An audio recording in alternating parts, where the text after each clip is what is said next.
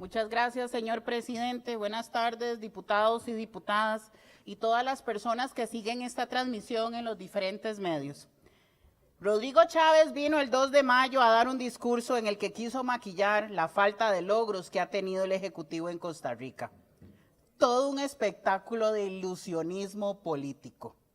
En todos y cada uno de los campos pertinentes no hemos encontrado ni una sola propuesta que sea iniciativa de esta administración, así como nos hemos encontrado en mayor avance. Y es que esto es una calca y el residuo que le quedó a la administración de Carlos Alvarado.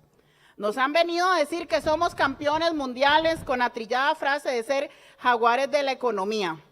Pero de ser así, ¿por qué seguimos siendo el país más desigual de la OCDE?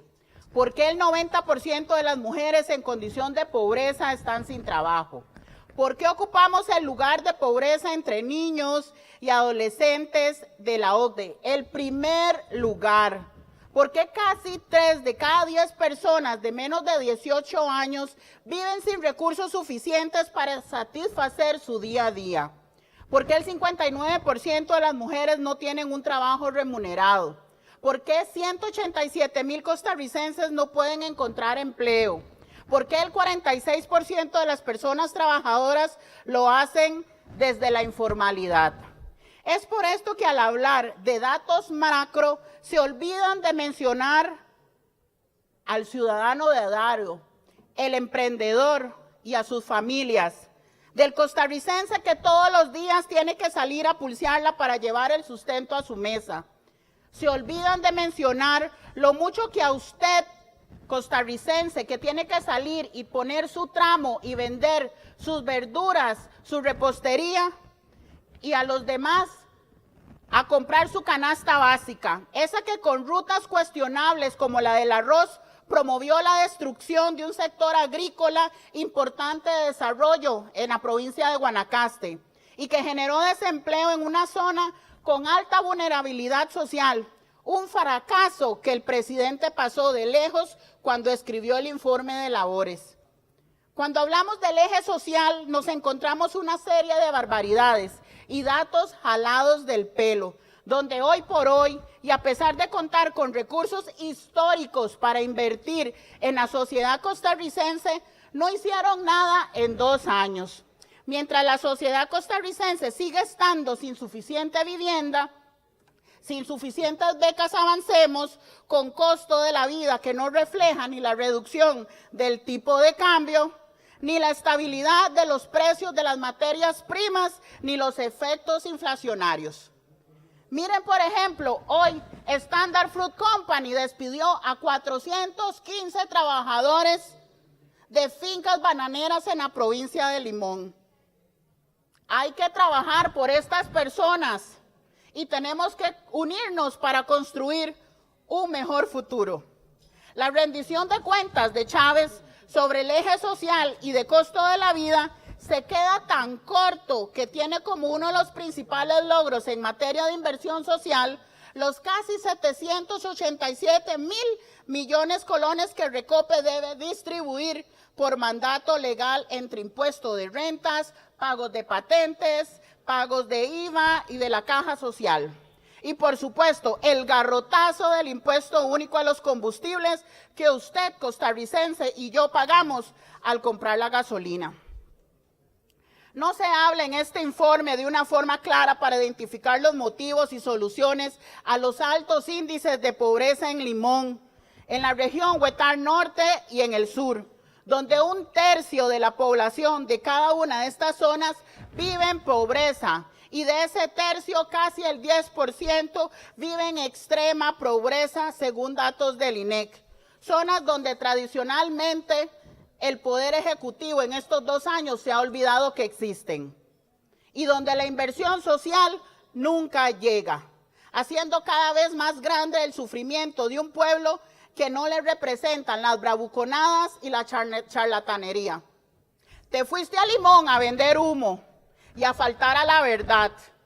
Y no es cierto que esta diputada está en contra del desarrollo de la provincia. Esta diputada sí apoya la Marina y la terminal de cruceros y cuanta inversión sea para apoyar el crecimiento de la población de Limón. ¿Cómo echamos de menos la hoja de ruta para la educación? Educación de la que tanto nos enorgullecemos ante el mundo. Educación a la que debemos invertir una fortuna si es necesario para adaptarnos a la altura de los tiempos, la tecnología y los empleos. Una inexistente ruta de educación que hoy nos mantiene en los deshonrosos últimos lugares de la OCDE, en resultados del Programa para la Evaluación Internacional de Alumnos, con un resultado de 415 puntos, donde la media de países OCDE es 488. ¿Cómo se permite que usted, presidente, estén funcionando colegios y escuelas que no tengan los servicios básicos porque se los cortaron por el recorte que le hicieron al sector educación? Que no cuentan con instalaciones dignas porque ustedes son incapaces de ejecutar los proyectos y las propuestas que se asignan en los presupuestos ordinarios y extraordinarios.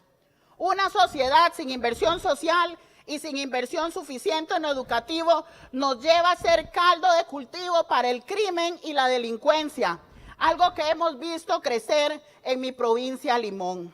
Sí, esa provincia que conozco con la palma de mi mano y por la cual lucho todos los días y la que tengo que ir a darle la cara todos los jueves en la noche. Con uñas y dientes, nuestros valientes oficiales de policía han tenido que salir al frente a combatir estos peligrosos desafíos que tenemos por delante. La lucha contra el crimen organizado y el sicariato, que nos ha dejado como saldo cientos de muertos al día de hoy.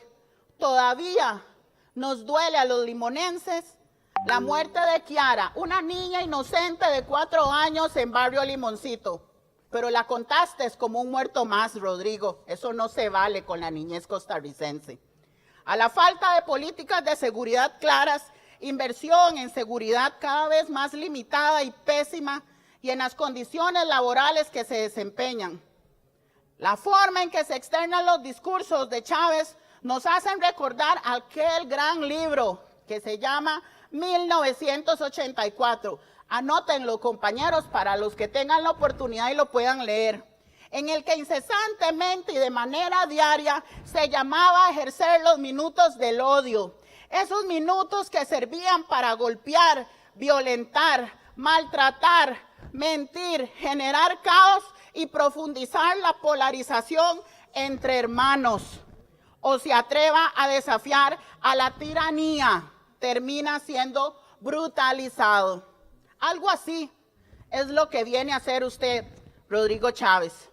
¿Cómo extrañamos los días en que la presidencia se ejercía con señorío, elegancia y respeto, donde los micrófonos eran utilizados para magnificar el sonido de las soluciones y no de las bravuconadas e insolencias, donde los escenarios se respetaban y la ignorancia no se hacía gala?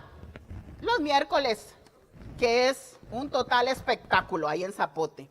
Extrañamos los tiempos donde se representaban las investiduras, donde se ponía el pueblo por encima de las banderas y los intereses de unos cuantos, donde lejos de dinamitar los puentes, estos se tendían y se lograban acuerdos por beneficio del país. Extrañamos la verdadera democracia, la del respeto al equilibrio de los poderes. Rodrigo Chávez, su discurso no fue una rendición de cuentas, fue una infame evidencia de su voluntad de dividir la ciudadanía a punta de falsedades y falta a la verdad. Datos inexactos, promesas inconclusas y argumentos vacíos. No podemos desmantelar el Estado que forjaron nuestros abuelos y padres con gallardía. Hoy más que nunca, el peligro más grande lo representa la avaricia y el capricho del nuevo capitalismo de amigotes, de una nueva generación de depredadores que negocian con el patrimonio de todos los costarricenses, quienes no estarán felices hasta haber acabado con nuestra institucionalidad, nuestra democracia y nuestro país. Luchemos, costarricenses, por nuestra Costa Rica. Muchas gracias, presidente.